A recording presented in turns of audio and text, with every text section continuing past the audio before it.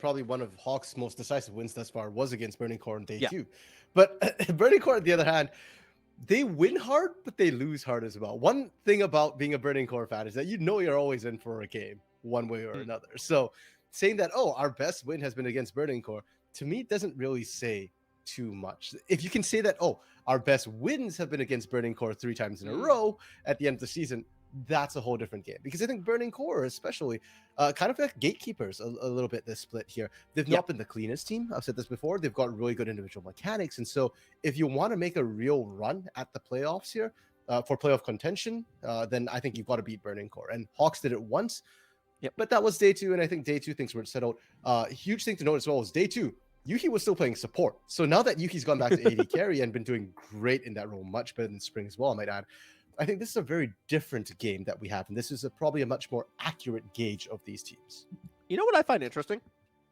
Last split, and even at the end of last year, I would have made the argument that the Hawks were sort of that benchmark team. And now it's kind of shifted to Burning Core, but I also feel like with the Burning Core victory, it kind of shifts back to the Hawks. I think it's just sort of what happens when you sort of sit in that 4th place area. You become the benchmark team that you try to beat.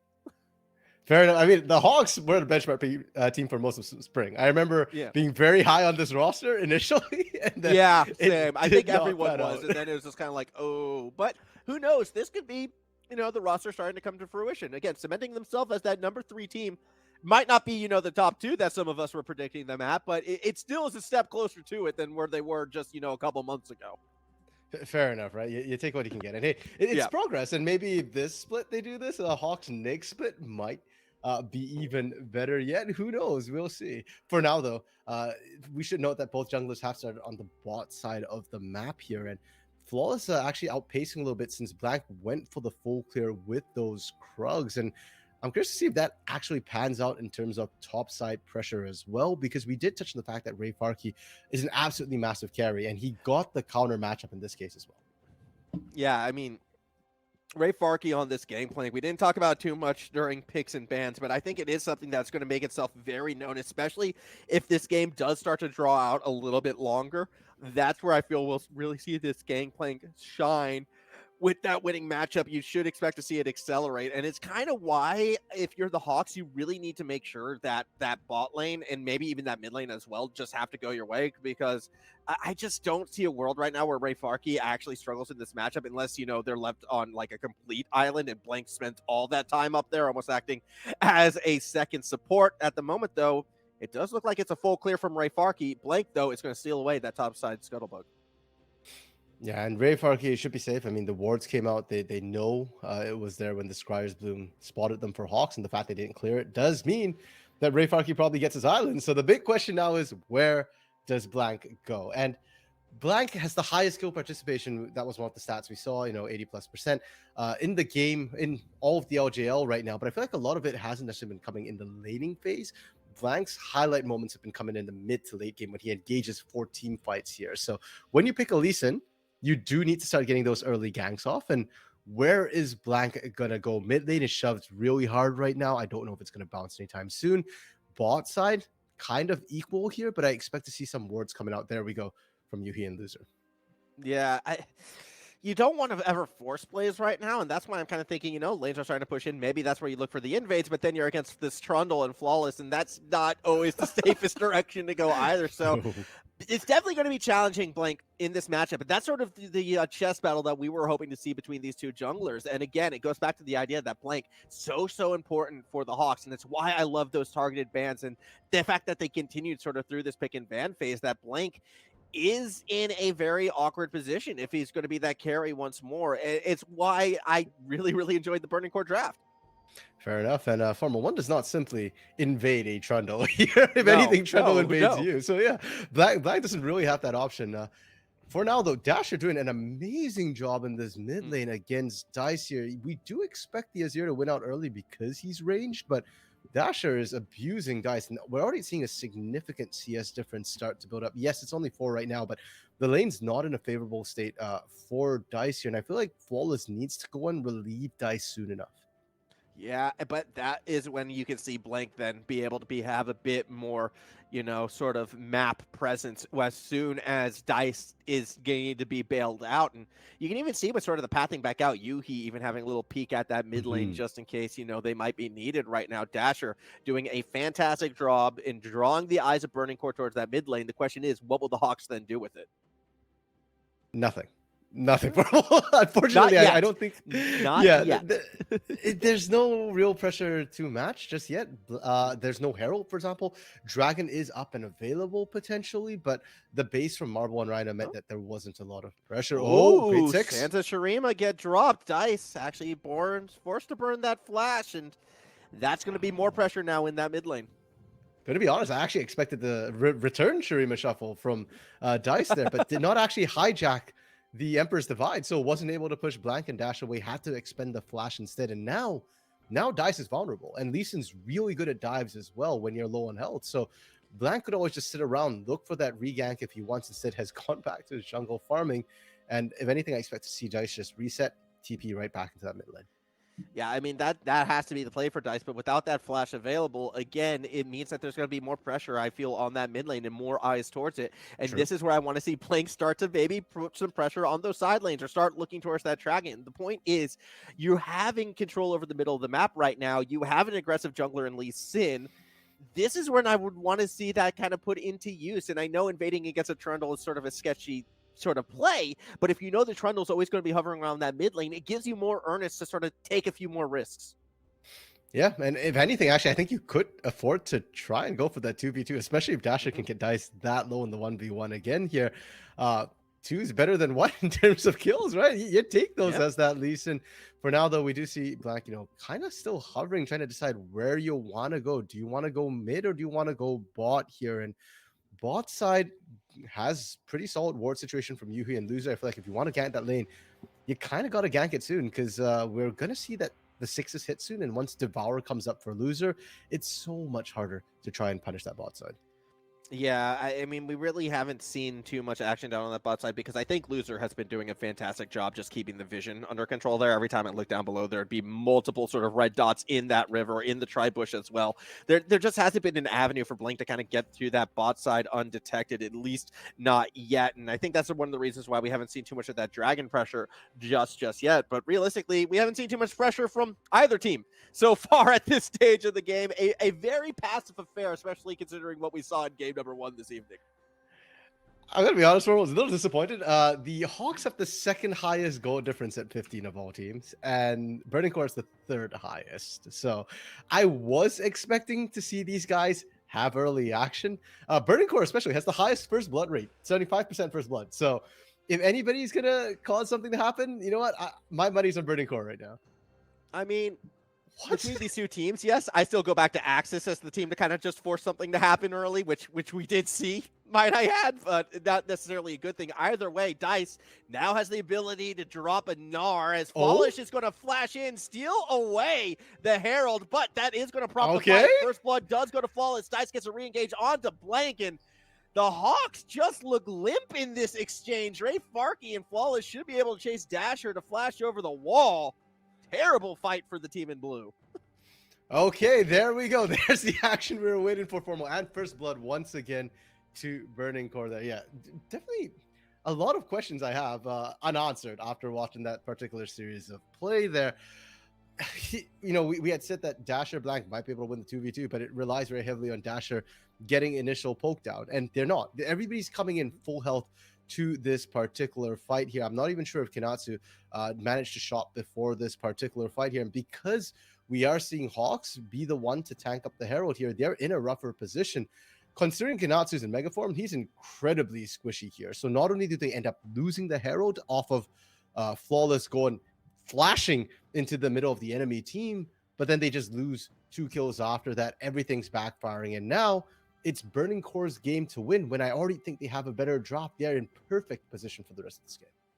Yeah, that was a fantastic fight for Burning Core. They got themselves the Herald as well as those 2 kills. First blood over to Flawless, who should be able to sort of continue and snowball, you would hope, through in the jungle. And Not to mention Ray Farkey, who kind of needed that kill. I feel like that top lane going a bit more even than you'd expect in the Gangplank versus Gnar matchup now should hopefully be looking to accelerate it a fair bit. Has that sheen, so trades will be going the Gangplank's way. Dragon hasn't been started yet. We're over 10 minutes in, and finally Burning Core is going to take a look. Hawks, though, they are in position to potentially respond.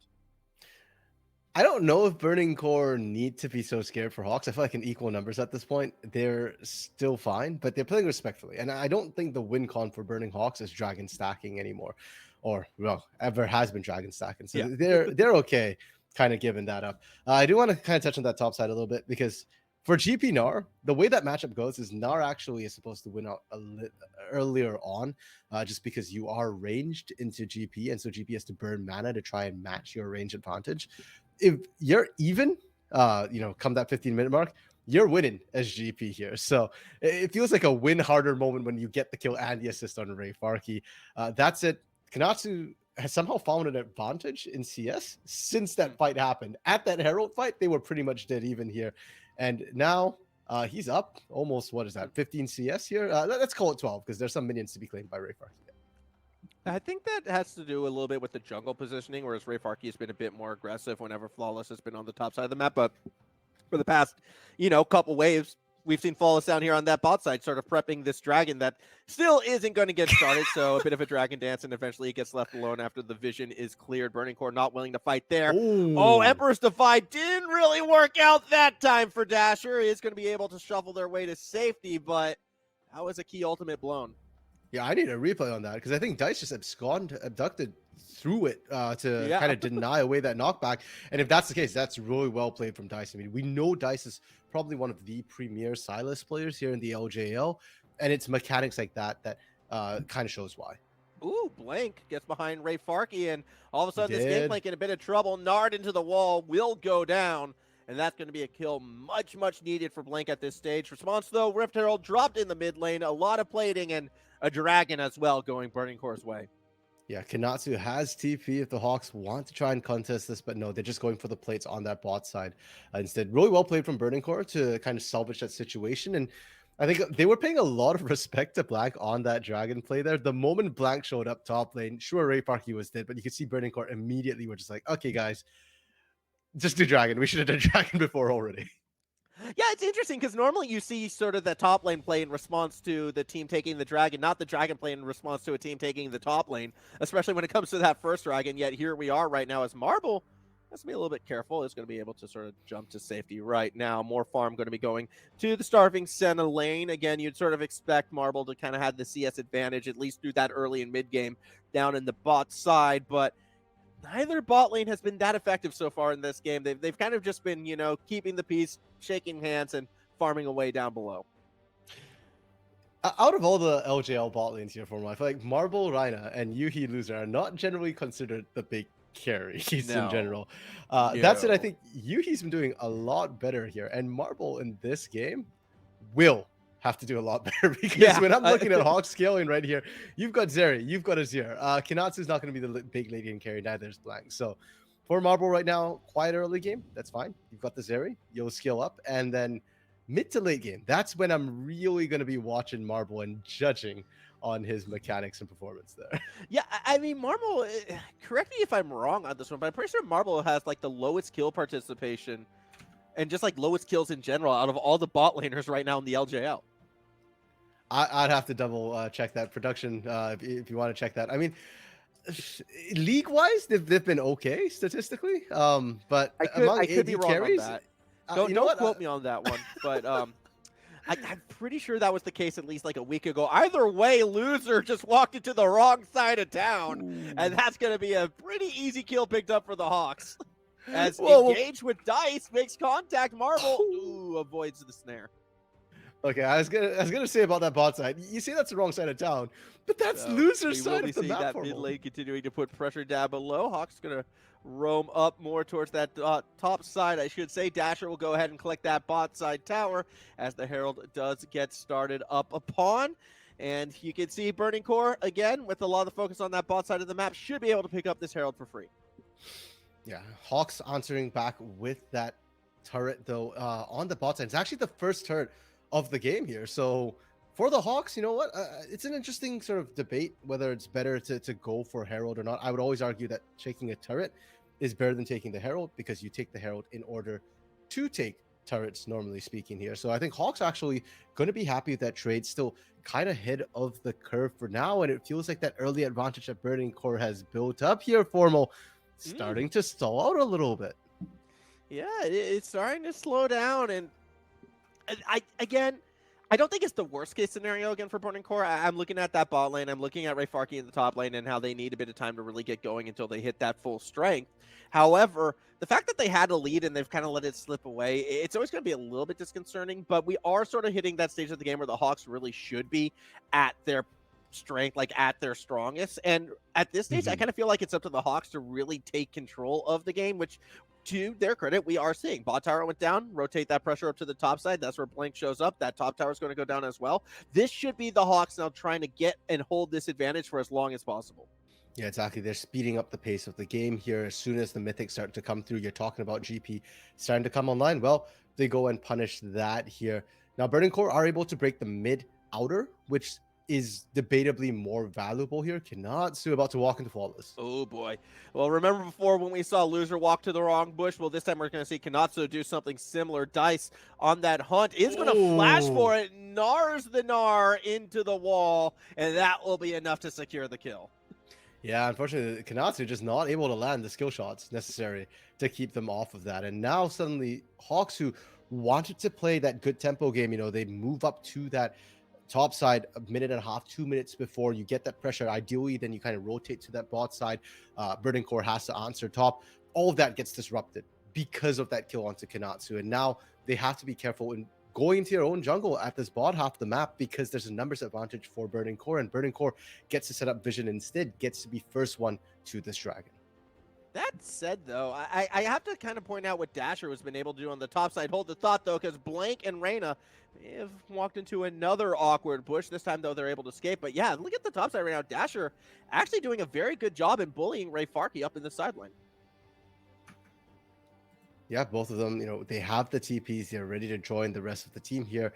And for Ray Farkey, you don't have to win just yet, right? You just kind of need to hold. And I think he's doing that just fine here. So despite the pressure Dasher's getting down, Burning Core aren't too worried about that top side. And sure enough, Burning Core, there goes that dragon. There's that pressure they put down on that bot side early. And now the question's on the Hawks here, right? Like, what are you going to do when you messed up that particular setup here?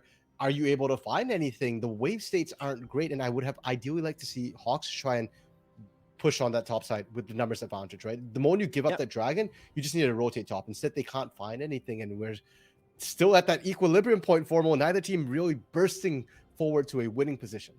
It's interesting to me, though, because it looked like the Hawks were a bit indecisive, despite the fact that Dasher had done such a good job of getting that top lane shoved in. I feel like there's a world where they would have been able to trade that tier 2 on the top side for that dragon just because of how dominant it looked like Dasher was kind of handling that lane. But instead, they give up the dragon. They don't really get anything in return on the opposite side of the map because they're kind of meandering around getting vision deep in their own jungle. And now we're in that situation where maybe the Hawks missed out on a little bit of an opportunity. Yeah, definitely with you on that one. And there's no objectives to fight over for the next little while. Baron coming up in a minute. I'm not going to count that because I don't think either team really has the composition or the damage to burst it down. So I think for the next little while, it's just going to be about lane states here, Formal, about pushing. And what we've seen so far, I'm not sold that that's going to mean action or anything actionable for the next immediate future here.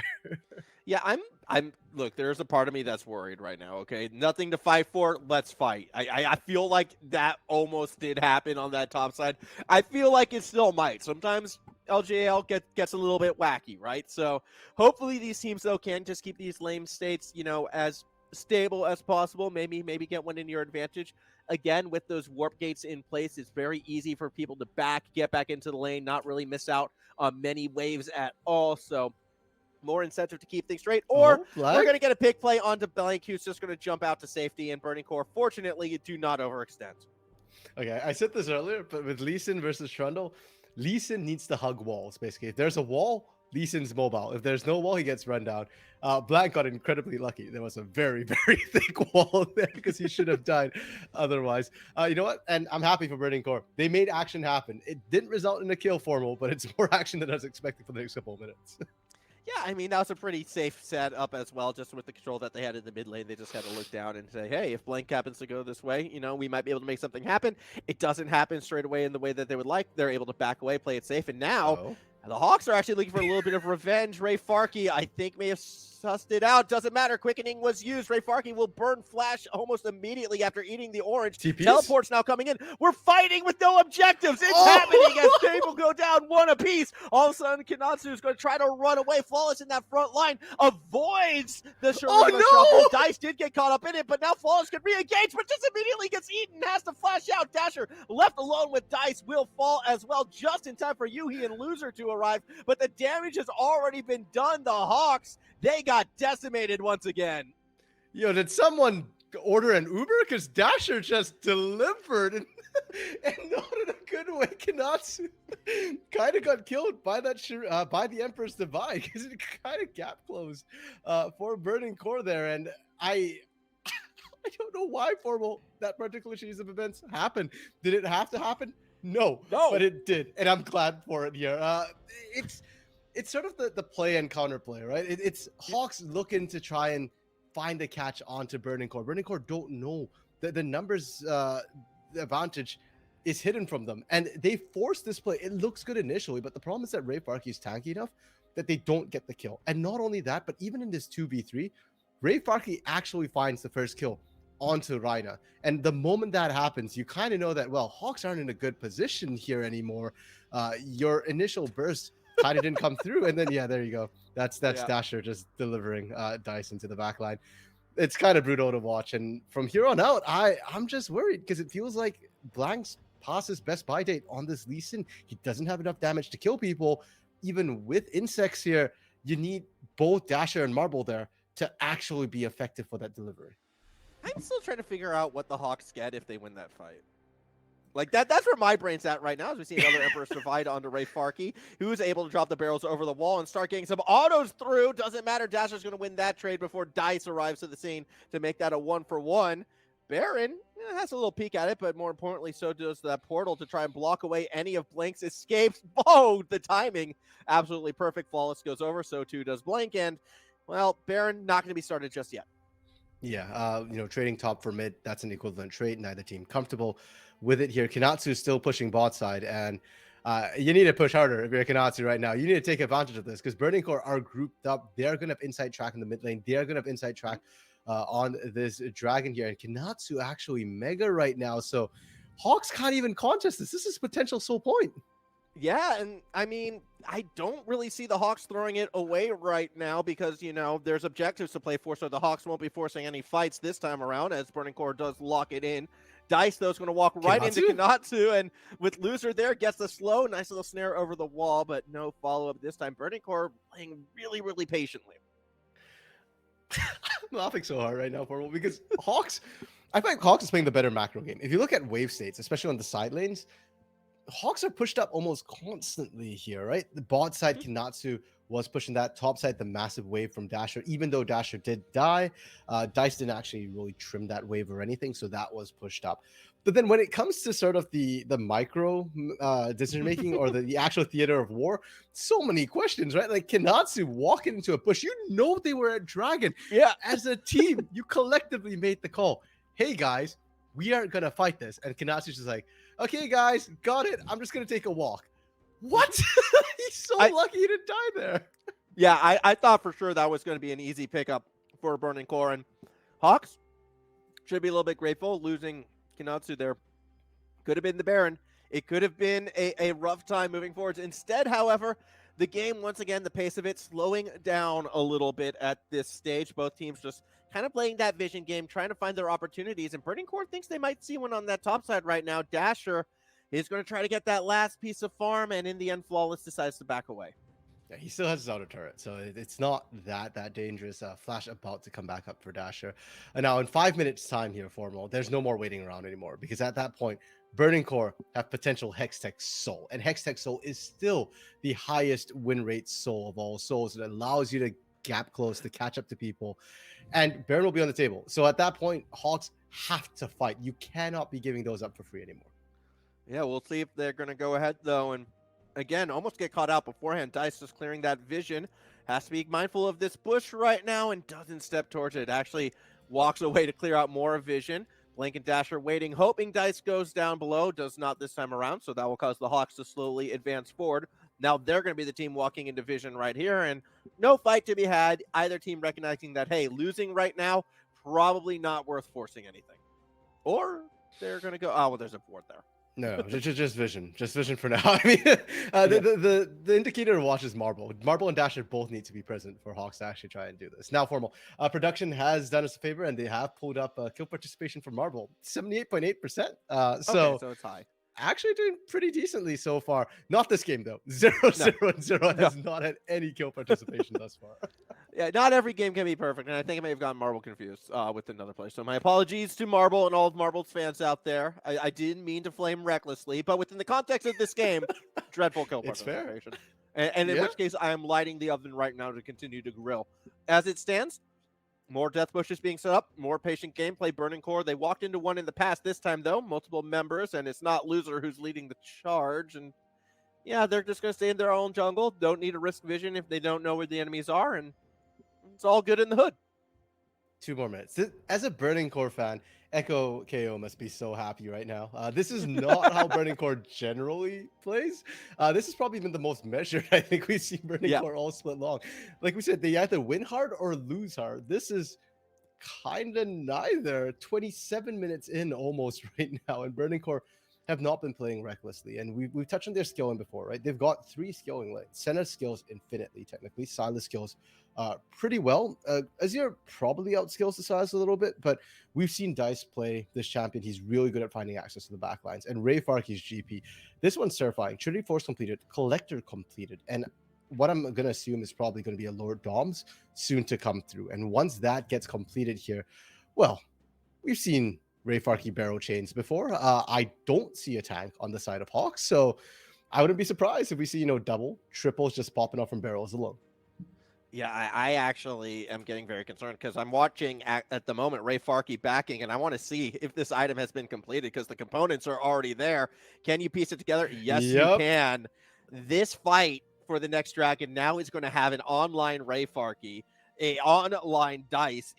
The Hawks, again, they're just sort of in that awkward spot right now where I haven't seen enough from them to tell me, yeah, they can sort of out micro and win a team fight. As teleports are coming through this mid lane, are we going to fight before the dragon even spawns? Thinking about it, everyone wants to get involved. Flawless steps forward, but doesn't go in. Rhina already chunked as well here, and that outer turret for Burning Core right now is doing so much work because it's so much shorter for them. They're so much safer to just back out. Hawks, though, they're into the river first. They're getting good vision control here, and they're trying to block out Kanatsu almost mega. Yeah, well, the thing is, Kanatsu was never able to back, right? Kanatsu wasn't able to refresh the items and kind of upgrade themselves, whereas Ray Farkey was. So if we're going to be looking at, like, gold on the map right now, you feel like, yeah, the Hawks, they weren't able to reset. Burning Core was. Burning Core should have the item advantage. They should have the damage advantage, and you would think they would have the advantage in this fight. Dragon does get started up by Flawless, who is taken quite low. Yuhi will be able to heal them back up somewhat as Loser and Ray Farkey continue to zone at the pit. Meanwhile, down below, Dice and Kanatsu sees Dice go over the wall, but doesn't connect on the hook. So we don't see a cheeky little engage play. Instead, we see a dragon taken down to half. Okay, here comes Kanatsu. Here goes Flawless into the pit. Dice on the tail end as well. Keeps the dragon somewhat moving forward as Reyna's going in super deep. Tries to get the quickening onto Flawless and Dice, which forces Dice to go golden before re-engaging. Kanatsu has to flash out. Dice will follow in the pit, though. Blank and Flawless go after it, and Blank is able to steal it away. Ray Farkey goes way too deep, however, and will be the first to go down. Loser is next. This fight's going all Hawks as Reyna goes golden to barely stay alive. Flawless down below, trying to find a way back in. Won't be able to get there. In fact, now needs to run for their life because they are the last man standing. And despite that pillar of filth, they will be run down. It is an ace for the Hawks. Call it a black Formo and wipe the slate clean because the Hawks have managed to come right back into it. That is critical. And not only do they stop Soul, they get Baron to boot as well. And with the amount of standing turrets here, this is a chance for Hawks to really blow this game open. And I hope we get a replay on that fight because the patience from both of those teams was massive. I think a lot of it comes down to the Zeri pick from Marble here. Thank you, LJL. We ask and they deliver. So the setup to this was already really, really patient. And Burning Core actually played this fight pretty well initially. The problem is they have a lot of burst damage. The cannon barrage comes down to separate the team, and Kinatsu and Blank actually find themselves, or Rhina actually find themselves separated from everybody else because Cannon Barrage right now is keeping Dash and Marble and Blank out. And this is when Burning Core probably should have made the call that, hey guys, burn down the soul. Even if we lose the fight, it's fine. We get the soul. But they got kind of fixated on it. And by the time the Cannon Barrage ends, Dragon is still up. It allows the Hawks to come in. And the steal was just icing on the cake from Blank there. After that, you can just see Marble pumping out so much damage, stealing shields from both the Senna and the Tahm Kench. And after that, it's just a wipe. Yeah, and that was a wipe that I feel like the Hawks desperately needed right now. That said, Ray Farkey could be in a bit of trouble. Daiso's going to find that re-engage. Barrels being laid for the chain. Here comes Snar, gets them both as the Hawks compiling in the Emperor's Divide. Not going to save Dice this time around. And with another 2 picks, the Hawks, they have the Baron. They have the numbers advantage. They can start looking to break this base almost nearly. Yeah, they definitely can look to push in here. I mean, those were the 2 big carries, the solo lanes of Burning Core that just got caught out. And Yuki doesn't have enough damage to effectively wave clear right now. You're sitting on just an Eclipse. Marble going in with Dasher here. All right, Marble's feeling good right now. That's all I can say right there, RC. I'm like, Marble wants to get in, wants to try and end this game, and I mean, why not? Death timer's still 15-20 seconds at this stage. The Hawks, they can get inhibitors. They might even find a second just because Kanatsu was doing work in the mid lane. And for a team of Burning Core who had been in control this entire game, one errant team fight, and it all comes down like the house of cards it was. Oh man, I feel bad for Echo. Okay, we were just saying Echo was probably feeling happy for Burning Core here. What was I thinking? Of course, you're a Burning Core fan. You've got to suffer in some way. And here's the replay of how that fight started. Pretty much, it's just Ray Farkey, I think, overextended right now. You have no business being this far up, and Dice trying to save your ally. I respect the call as a teammate, but strategically, it's not what you want. You end up sacrificing 2 instead of 1.